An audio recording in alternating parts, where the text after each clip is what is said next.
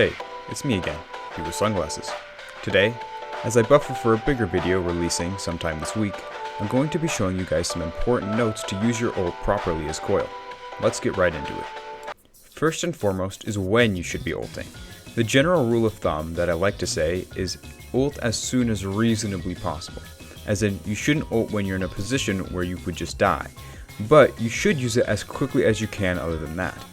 The reason you shouldn't hold your ult is because you want to get in at least 3 coil ults per game. Coil's ult is an incredibly important tool for your team, and you want to get as many in as possible. It's important that you try to grab someone during the windup for Coil's ult, but who should you be looking to grab? First off, you want to ult in a matter that is out of the blue, where you sort of come out of nowhere.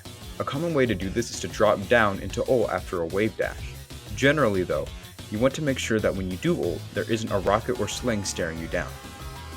Maybe peep out of a corner quickly with your E so that they can't notice you in time. The most optimal fighter to grab in any situation is an ulting Vine Stab. That's a pivotal part of the enemy team to quickly disperse of.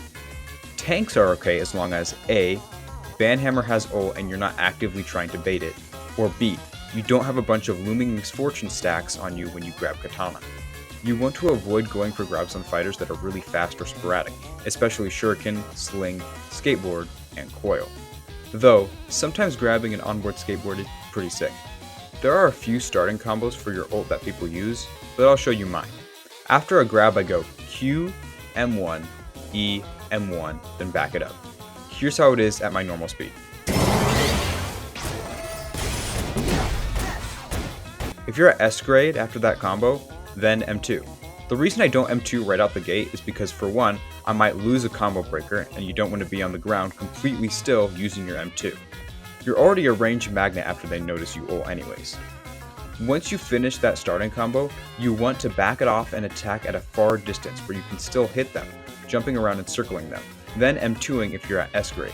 Because M2 goes through walls, you can also terrain abuse. Then, you can stomp them with your E whenever it's ready and back up once again. Rinse and repeat. As an extra tip here, credit to Dragon for telling me about this, you can press Q mid M2 to give yourself a little movement in the middle of your M2, which makes you more difficult to hit. Q is not very useful other than this, so this is a great use of the move. That'll be it for today though. Thanks for tuning in, and I'll see you again this week.